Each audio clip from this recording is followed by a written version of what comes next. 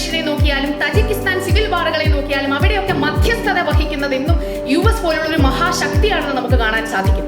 ഇടപെടലുകൾ മൂലം 3.1% ആഗോള വളർച്ചയിൽ ഇടിവുണ്ടാകുമെന്നാണ് ഇന്റർനാഷണൽ മോണിറ്ററി ഫണ്ട് തന്നെ പറയുന്നത്. നമുക്ക് അനക്സ് ചെയ്യാൻ വേണ്ടിയിട്ട് അവിടെ ശ്രമിക്കണം. അതിൽ എന്താ വേൾഡ് പീസിന് എന്താ കൺട്രിബ്യൂഷൻ ഉണ്ടാകും. And also Nandakumar SS from KUSAT Ernakulam. If you look at the trend, Pax Romana, when the time when the Roman Empire was predominant in the world, it resulted in endless expansion and exhaustion. Pax Britannica resulted in 2 cold-blooded world wars, and Pax America resulted in proxy wars disguised as Cold War. The US has already become a global policeman, therefore becoming a huge deterrent for war. Number 2, the Global Peace Operation Initiative.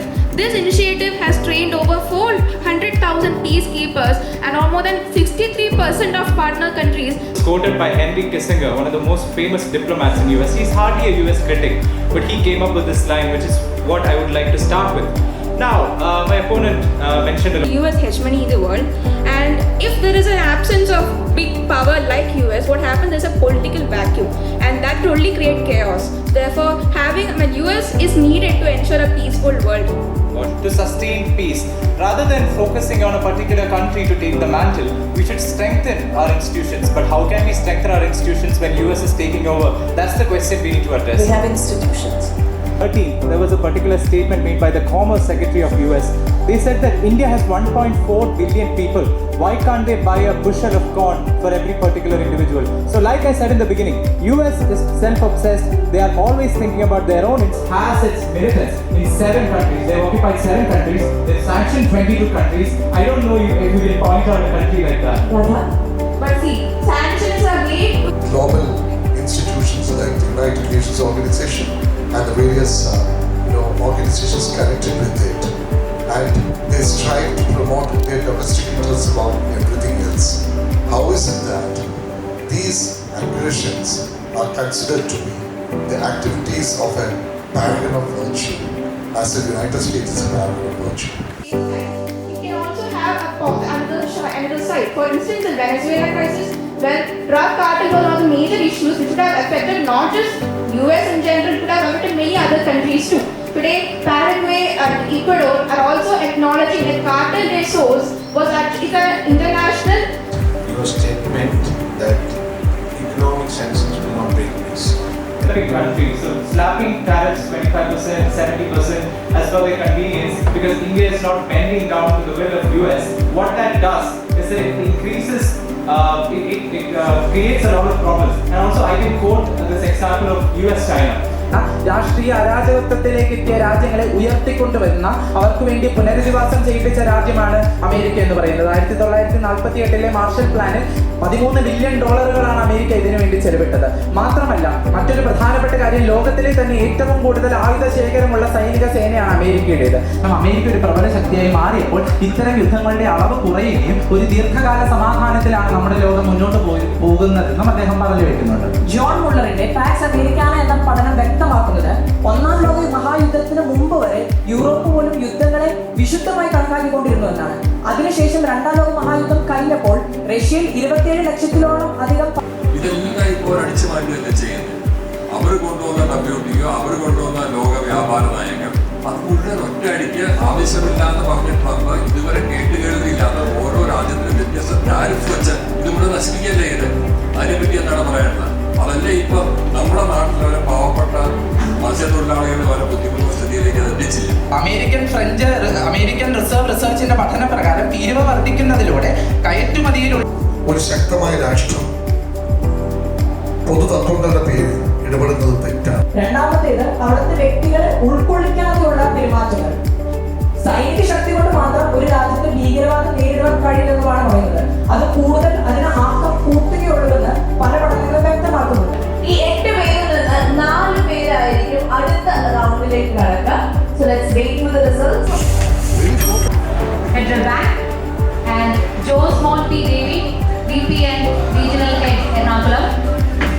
അതുപോലെ തന്നെ Mr. Harikrishnan A, VP and Zonal Business Head Corporate Banking. ഒപ്പം Mr. Sudeep Kumar T, VP Media Solutions Sprint Mathrubhumi. ഇവരെയും വേദിയിലേക്ക് ക്ഷണിക്കുന്നു. ഭാഷാപരമായ കാര്യങ്ങളിൽ ഗണ്യമായിട്ടുള്ള ശുദ്ധി കൈവരിക്കുവാൻ കഴിയുന്നൊക്കെ ശ്രമിച്ചിട്ടുണ്ട്. എന്നാൽ പൂർണ്ണമായിട്ട് മനസ്സിലേക്ക് ഇരുത്തി ഒരു കാര്യം ഉൾക്കൊള്ളാൻ ചിലപ്പോഴൊരു പരിമിതി ഉള്ളതുകൊണ്ട് നമുക്ക് പാട്രിക് മോയ്നിഹാൻ എന്ന് പൂർണ്ണമായി പറയാൻ സാധിക്കുന്നില്ല. അതുപോലെ നമ്മുടെ സാൽവഡോർ അലൻഡെ എന്നാണ് പറയുക, അലൻഡെ ആയിക്കോട്ടെ, അത്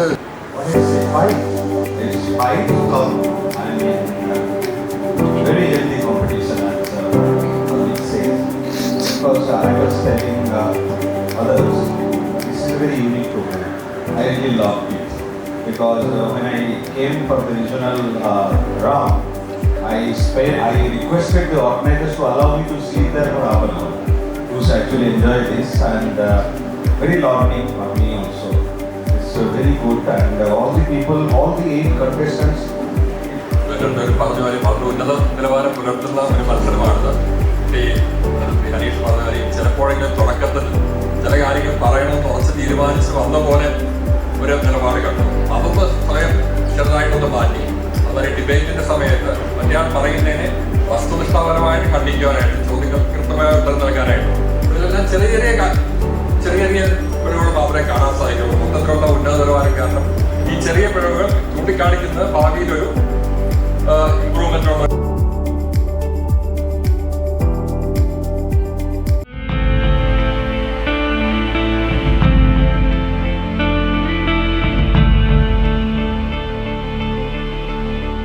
നമുക്ക് ജീവിക്കണ്ടേ?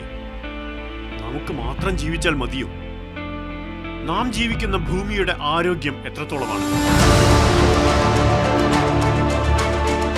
ശ്വസിക്കാൻ നല്ല പ്രാണവായു വേണ്ടേ? എമ്പാടും ശ്വാസം മുട്ടിക്കുകയാണ് സംശയങ്ങൾ.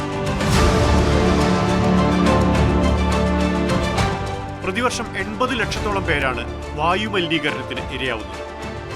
പൊടിയും പുകയും ഡൽഹിയുടെ കാഴ്ച മറക്കുന്നു. രാജ്യത്തെ പ്രധാന നഗരങ്ങളിലെല്ലാം വായു നിലവാര സൂചിക ആശങ്കയുണർത്തും വിധം പരിതാപകരമാണ്. നഗരവൽക്കരണവും വ്യവസായവൽക്കരണവുമാണോ പ്രതിസന്ധിക്ക് കാരണം? നിരത്തിൽ പെരുകുന്ന വാഹനങ്ങൾ പ്രാണവായുവിനെ മലിനമാക്കുന്നു.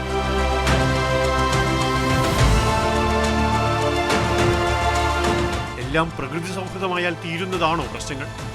പരിസ്ഥിതി സൗഹൃദ പദ്ധതികൾ രാജ്യത്തിന്റെ വികസന സൂചികകളെ പുറകോട്ട് വലിക്കുന്നു. അടുത്ത തലമുറയ്ക്ക് പാർക്കാൻ ഈ ലോകത്തോട് നാം പെരുമാറേണ്ടത് എങ്ങനെയാണ്?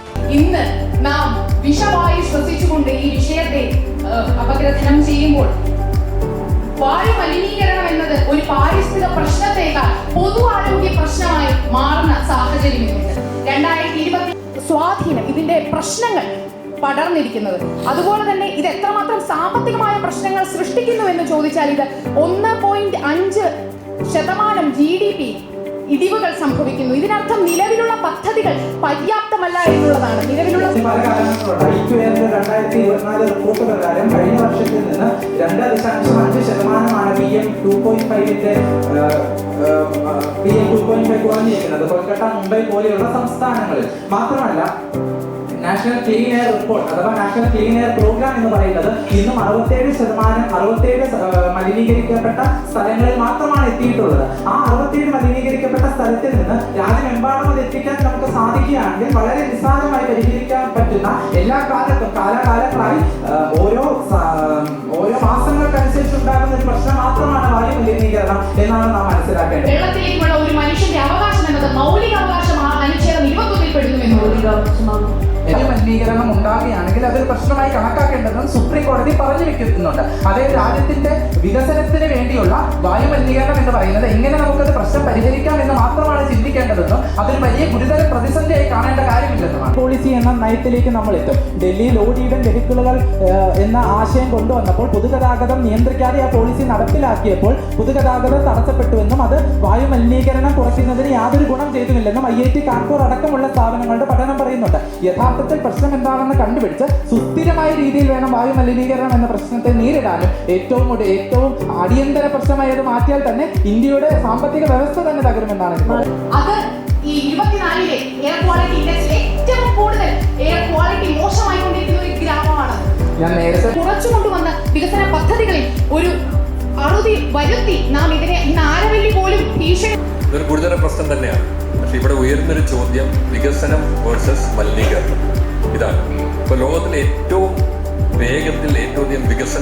മൂന്നാമത്തെ രാജ്യം ചൈനയാണ്. പക്ഷെ ചൈന ഈ മേഖലയിൽ ധാരാളം മുന്നേറ്റങ്ങൾ നടത്തിയിട്ടുണ്ട്. നമുക്ക് ചൈനയിൽ നിന്ന് എന്തെങ്കിലും പഠിക്കാനുണ്ടോ ഈ കാര്യത്തിൽ? വായുമലിനീകരണം തടയുന്ന കാര്യത്തിൽ ചൈനയിൽ നിന്ന് എന്തെങ്കിലും പഠിക്കാനുണ്ടോ? അല്ലെങ്കിൽ വേറെ ബെസ്റ്റ് പ്രാക്ടീസസ് എന്തെങ്കിലും വേറെ ഏതെങ്കിലും രാജ്യത്തിൽ എടുക്കാനുണ്ടോ? നഗരത്തിൽ മാത്രമല്ല ഇന്ന് ഗ്രാമങ്ങളിലേക്കും ഈ പ്രശ്നം നീളുകയാണ്. അതുകൊണ്ട് തന്നെയാണ് ഇത് ഗുരുതരമായി കാണേണ്ടതും ഇന്ന് തന്നെ ഇപ്പോൾ തന്നെ ഇതിനുള്ള പ്രതിവിധികൾ നാം കണ്ടെത്തേണ്ടതിന്റെ ആവശ്യകതയായി മാറുന്നത്. ഇതൊരു ഇൻഡോ ഗാൻജറ്റിക് പ്ലെയിനിൽ മാത്രം ഒതുങ്ങി നിൽക്കുന്ന ഒന്നല്ല, മറിച്ച് നഗരങ്ങളിലും ഒതുങ്ങി നിൽക്കുന്ന ഒന്നല്ല, ഗ്രാമങ്ങളിലേക്കും അപ്പുറത്തേക്ക് ഇന്ത്യ ഒട്ടാകെ ബാധിച്ച് ഒരു പാൻ ഇന്ത്യൻ സംവിധാനത്തിലേക്ക് നീളുന്ന ഒരു പ്രതിസന്ധിയായി മാറുകയാണ് എന്നുള്ളത്. പ്രോഗ്രാമുകൾ ഉപയോഗിച്ച് LPGയുടെ അളവ് കൂടിയപ്പോൾ 25 മുതൽ 30% വരെ വായുമലിനീകരണം കുറയ്ക്കാൻ സാധിച്ചു. ഇതെല്ലാം ഒരു പക്ഷേ പ്രതിസന്ധി രൂപേണയല്ല, മറിച്ച് സുസ്ഥിരമായ ആശയങ്ങളോടുകൂടിയാണ് നേരിടാൻ പറ്റുള്ളൂ. മാത്രമല്ല, നീതി ആയോഗ് പറഞ്ഞു വെക്കുന്നത് പോലെ FGD പോലെയുള്ള ഉപകരണങ്ങൾ, FGD ഇൻസ്റ്റലേഷൻ പോലെയുള്ള കാര്യങ്ങൾ ഇൻഡസ്ട്രികളുടെ മെഷീനുകളിലേക്ക് ഏർപ്പെടുത്തുമ്പോൾ അത് വായുമലിനീകരണം കുറയ്ക്കുകയും ചെയ്യും. അതുപോലെയുള്ള The most polluted city in the whole world. Not only Birmingham, in this particular study, around 9,000 cities were listed, and most of them were Indian. Which is why it begs the question. It's not a problem of the future. It's a problem of A serious crisis the Indian population is about to face. Instead of seeing it as a very serious crisis, we should focus on how much progress it has made over all these years, and should focus on the policies undertaken, and should understand that this issue is not as dire as it used to be earlier. Thank you. at 2.5 content in the air increasing if the policies are effective so far. To encouraging the use of public transport and many more. So this shows their commitment, and so we can say that this is not going to be a very serious crisis. There are measures in place. well, there are more people dying of air pollution than COVID. Good risk factor, and also you have to understand that no health certificate in India lists air pollution as the primary cause of death. All right, Nandamama. What I was also mentioning, we are not taking this issue seriously. Now, the way the topic is framed itself, I find it a bit hard to digest, because air pollution is not a topic for future. Air pollution is a topic. Both of you spoke quite well on a very important subject which is debated all across the world. Anyway, I just wanted to know from you, because you spoke that this is actually a serious issue right now. So tell me, how do we actually bring changes in the transport sector, which is a big contributor to the air pollution? Improve the quality of public transport. Like we have in Ernakulam, if you step outside, if you take a walk, you can see the metro. Improve public transport. So if I want to go from one place to the other, I usually take the metro. So that actually helps. And not only the metro, reducing the cost of public transport, allowing people to, and also providing more and more subsidies for electric vehicles to invest in technologies surrounding electric vehicles. That would, I believe, improve. This was our very last debate that happened on stage. വലിയ പങ്കുവഹിക്കുന്ന Mathrubhumi speak for India അതിൽ പങ്കെടുത്ത എല്ലാവർക്കും ആശംസകൾ അറിയിക്കുന്നു. 3 വലിയ സമ്മാനം. Personalities, mentors, the participants, the fiery participants, and the wonderful. Mathrubhumi കൈകോർക്കുന്നു കഴിഞ്ഞ 10 വർഷത്തോളമായി. ഈ 2 ഓർഗനൈസേഷൻസും അവരുടെ ഒരു പർട്ടിക്കുലർ വിഷൻ, അവരുടെ സ്വപ്നം, അവരുടെ സൗഹൃദം, അവരുടെ പരസ്പരമുള്ള സപ്പോർട്ട്, അത് ഏറ്റവും കൂടുതൽ നമുക്ക് വിസിബിൾ ആവുന്ന ഒരു ഇവന്റ് ആണ് സ്പീക്ക് ഫോർ ഇന്ത്യ. മറ്റു പല പ്രോഗ്രാമുകളിലും മാതൃഭൂമിയും ഫെഡറൽ ബാങ്കും കൈകോർക്കാറുണ്ട്. ആൻഡ് ഇത്തവണയും 10th എഡിഷനിലും വളരെ സക്സസ്ഫുൾ ആയിട്ട് കിടിലൻ പെർഫോമൻസുകൾ, കിടിലൻ കണ്ടസ്റ്റന്റുകൾ ചേരുമ്പോഴാണ് ഡിബേറ്റുകൾ ജയിക്കാനാകുക. പക്ഷേ ആത്യന്തികമായി ഇത്തരത്തിലുള്ള ഒരു പരിപാടി നടത്തുക വഴി ഡിബേറ്റുകൾ ജയിക്കാൻ ശീലിക്കുന്നതിനപ്പുറം പൊതുവെ ഡിബേറ്റുകളുടെ ഒരു പരമപ്രധാനമായ ലക്ഷ്യം ആര് തർക്കം ജയിച്ചു എന്നുള്ളതിനേക്കാൾ എന്താണ് ശരി എന്നത് കണ്ടെത്തുക എന്നുള്ളതാണ്. എല്ലാ തർക്കങ്ങളുടെയും ആത്യന്തികമായ ലക്ഷ്യം ശരി കണ്ടെത്താൻ വേണ്ടി 2 ആശയങ്ങൾ തമ്മിൽ തർക്കിക്കുന്നു, അവസാനം ഒരു ശരിയിൽ കൺക്ലൂഡ് ചെയ്യുന്നു എന്നുള്ളതാണ്. ഉത്തരമില്ലാതെ ഒരു ശരി കണ്ടെത്താതെ തർക്കത്തിൽ പരസ്പരം ഒരു മല്ലയുദ്ധം പോലെ 2 പേര് തമ്മിൽ യുദ്ധം ചെയ്ത് അതിൽ ഒരാൾ തോറ്റു ഒരാൾ ജയിച്ചു എന്ന് പറയുന്നതിനേക്കാളും എപ്പോഴും ഇത്തരത്തിലുള്ള മത്സരങ്ങളിലൂടെ നിങ്ങൾ തയ്യാറാക്കപ്പെടുന്നത് ശരി കണ്ടെത്താനുള്ള ആരോഗ്യകരമായ ചർച്ചകളിലേക്ക് വഴിതെളിക്കുന്നതിന് വേണ്ടിയാണ്. അങ്ങനെ വലിയ വലിയ യുദ്ധങ്ങളുണ്ടായാൽ പോലും എല്ലാം ചർച്ചകളിലൂടെ, ഇരുന്ന സംസാരത്തിലൂടെയാണ് മനുഷ്യൻ പ്രശ്നങ്ങൾ പരിഹരിച്ചിട്ടുള്ളതും മുന്നിലേക്ക് പോയിട്ടുള്ളതും ഇനി കാണുന്ന അവസ്ഥയിൽ എത്തിയിട്ടുള്ളതും എല്ലാം. ആദ്യമായിട്ടൊരു വലിയ ബ്രാൻഡിന് വേണ്ടി പരസ്യചിത്രം ഉണ്ടാക്കുന്നത് ഫെഡറൽ ബാങ്കിന് വേണ്ടിയിട്ടാണ്. അന്ന് എനിക്ക് കൊച്ചിയിൽ ഒരു ഓഫീസ് പോലും ഇല്ലാത്തൊരു സമയത്ത് ഫെഡ് ഇ പേ എന്ന് പറയുന്ന ഒരു സ്കീം, ഒരു പുതിയ സിസ്റ്റം വന്നപ്പോൾ അതിൻ്റെ ഒരു കോൺസെപ്റ്റ് പ്രസന്റ് ചെയ്തു. ആ പ്രസന്റേഷൻ അവർക്ക് വളരെ ഇഷ്ടപ്പെട്ടു. എനിക്ക് മാതൃഭൂമിയുടെ ക്യാപ്ഷൻ വളരെ ഇഷ്ടമാണ്. മാതൃഭൂമി യഥാർത്ഥ പത്രത്തിന്റെ ശക്തി. പലപ്പോഴും നിങ്ങൾക്ക് പരിചയം ഉണ്ടാവും, ഒരു 500 പേരുടെ സദസ്സാണെങ്കിൽ ഒരു 1-2 പേരൊക്കെയാണ് ചോദ്യങ്ങൾ ചോദിക്കുക. അതിൽ തന്നെ ഒരാൾ സംസാരിച്ച് ജയിക്കാനും സംസാരത്തിലൂടെ പ്രൊഡക്റ്റീവായ റിസൾട്ട്സ് ഉണ്ടാക്കാനും ഇഷ്ടപ്പെടുന്ന ഒരു കൂട്ടം ചെറുപ്പക്കാരികൾ മുന്നിലുണ്ട്. നിങ്ങൾക്ക് എൻ്റെ നിറഞ്ഞ കയ്യടി. സ്റ്റേറ്റ് കലോത്സവത്തിന്റെ ഭാഗമായിട്ട് ഞാൻ പഠിച്ച പാലക്കാട് നെഹ്റു കോളേജിൽ പ്രസംഗ മത്സരത്തിൽ പങ്കെടുക്കാനുള്ള ദൗർഭാഗ്യം എനിക്കുണ്ടായി. ആഗോളവൽക്കരണവും സാമ്രാജ്യത്വവും അതായത് എൻ്റെ വിഷയം. ഞാൻ ആ പ്രസംഗം ഈ മനസ്സിലൊക്കെ പഠിച്ച് ഈ പ്രസംഗിക്കാൻ പോയ വളരെ വലിയ ഇമ്പ്രൂവ്മെൻ്റ് ആണ് കണ്ടുകൊണ്ടിരിക്കുന്നത്. തീർച്ചയായിട്ടും ഈ ഒരു ഇവന്റ് കേരളം പോലത്തെ സ്ഥലത്തുള്ള യുവാക്കൾക്ക് വളരെ ആവശ്യമാണ്. എന്നാൽ നമ്മൾ അരങ്ങിലെ മീറ്റിൽ വന്നപ്പോഴും പലരും പറഞ്ഞു ഇത് ഒരിക്കലും നിർത്താൻ പാടില്ല, ഇത് നിങ്ങൾ കണ്ടിന്യൂ ചെയ്യണമെന്നാണ് ഇത് പറഞ്ഞത്. വർഷങ്ങളോളം ഇത് കണ്ടിന്യൂ ചെയ്യണം. SVPN zonal head federal bank Ernakulam, അദ്ദേഹമാണ് റണ്ണറപ്പിനെ അനൗൺസ് ചെയ്യുന്നത്. Most difficult task. അധികം സസ്പെൻസ് പറയുന്നില്ല, എല്ലാവരും നന്നായി ചെയ്തിരുന്നു. എല്ലാവർക്കും അറിയാം. I was just telling the initial address. It's not winning, that makes one important, but how you present it, how you're participating, and you have come up to final stage, that is more important. And all of you are winners. That is what you should have to take it. So I'm just announcing the first runner-up, Devika Shine.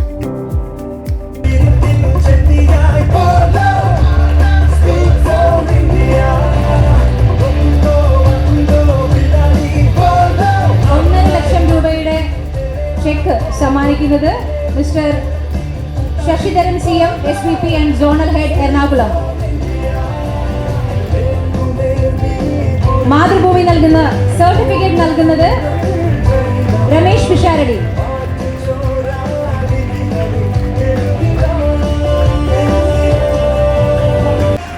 അത് announce ചെയ്യുന്നത് mister Rajnarayanan N, CHRO. സാർക്കാണ് അത് announce ചെയ്യാനുള്ള ഒരു big task. ഇത് announce ചെയ്യുമ്പോൾ എപ്പോഴും and the winner is എന്ന് പറഞ്ഞിട്ട് വേണം അനൗൺസ് ചെയ്യാൻ. അതുകൊണ്ട് I am saying and the winner is Nandakumar SS.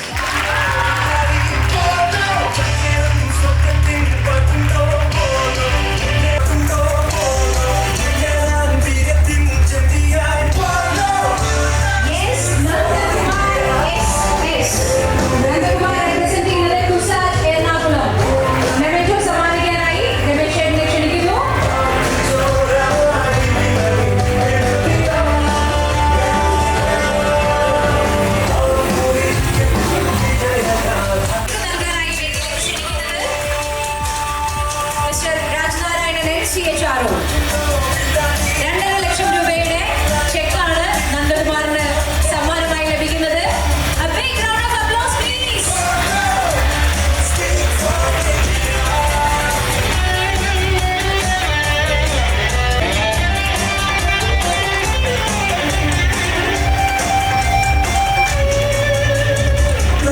അഫീന SS, Gatha Vijay D എന്നിവരെ വേദിയിലേക്ക് ക്ഷണിക്കുന്നു.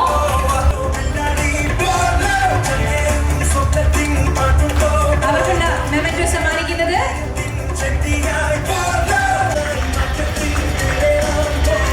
അടുത്തത് റിസാഫിൻ കേസാൻ.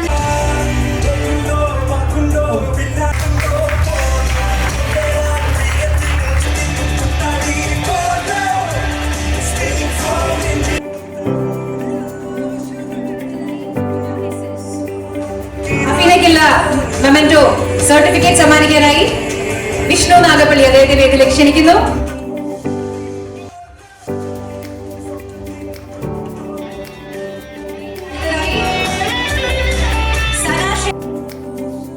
ഫൈനലിസ്റ്റുകളിലെ വിന്നേഴ്സിനെ തെരഞ്ഞെടുത്തു. റൗണ്ടുകളിലും മത്സരിക്കുന്നതായിട്ട് കണ്ടു കേട്ടു and you deserve it. So എന്താ പറയാനുള്ളത്? ആക്ച്വലി ഞാൻ കുറച്ച് പ്രിപ്പയർ ചെയ്തിട്ടാണ് വന്നത് ഇത് പറയാൻ വേണ്ടിയിട്ട്. സോ ഇവന്റിന് വരുന്നതിന് മുമ്പ് ഒരു 12.5% ചാൻസ് ഉണ്ടായിരുന്നു ഞാൻ ജയിക്കുന്നുള്ളത്. So I prepared this. So Isaac Newton, since I'm a student of science, Isaac Newton's theories ഒക്കെ വന്നതിന് ശേഷം ഐസക് ന്യൂട്ടൻ്റെ ചോദിച്ചു, ഓ നിങ്ങൾ ഇത്ര വലിയ സയൻറ്റിസ്റ്റ് ആണല്ലോ, എങ്ങനെയൊക്കെ ഇതൊക്കെ ചെയ്യുന്നത്? സോ പുള്ളിയുടെ reply was very casual. He was like, I am just standing on top of the shoulders of other giants. So I believe ഒരു എന്തൊരു അച്ചീവ്മെന്റ് ആയിരുന്നാലും എന്തൊരു ഇൻഡിവിജ്വൽ achievement ആയിരുന്നാലും it's not about the individual, it's about a collective effort. And for me, I think today to support me എൻ്റെ 4 friends വന്നിട്ടുണ്ട്. ഒരു ഏറ്റവും point Noel video എടുക്കുന്നുണ്ട്. നോയൽ, മനൻ, ലക്ഷ്മി, ആർദ്ര അവർ ക്ലാസ് ഒക്കെ കട്ട് ചെയ്ത് വന്നു. So I like to say that this is an inspiration. Thank you for being there. I tagged you first, and due to some situation വീട്ടുകാർക്ക് വരാൻ പറ്റില്ല, but then I know they are in spirit here. So yeah. പിന്നെ അത് മാത്രമല്ല, അനിൽകുമാർ സാറിനെ കുറച്ച് ചെറുതായിട്ടൊന്ന് mention ചെയ്തു. എനിക്ക് ഞാൻ സ്വീഡൻ എന്ന് പറയുന്ന കൺട്രീനെ കുറച്ചധികം സംസാരിച്ചു. ഇന്ത്യയുടെ ഒരു കോണ്ടെക്സ്റ്റിൽ വരുന്ന ടോപ്പിക്ക്. അപ്പോൾ സാറ് പറഞ്ഞു ഈ സ്വീഡനെ കുറച്ചധികം സംസാരിക്കണ്ട. അതുകൊണ്ട് ഞാൻ ഇപ്രാവശ്യം സ്വീഡനെ കുറച്ച് സംസാരിച്ചിട്ട് സാറ് പറഞ്ഞ പേഴ്സണൽ ഫീഡ്ബാക്കിനെ ബേസ് ചെയ്തിട്ടാണ് ഓരോ ഡിബേറ്റ്സും ഞാൻ മുന്നോട്ട് പോയിട്ടുള്ളത്. പിന്നെ ഓഫ്കോഴ്സ് എല്ലാ ഡിബേറ്റിനും എനിക്ക് പോയിന്റ്സ് കളക്ട് ചെയ്ത് തരുന്ന അഡാമയുടെ സിസ്റ്റർ ഉണ്ട് and my faculty doctor Jeesan sir, പിന്നെ whole college authority for being a support. Thanks a lot.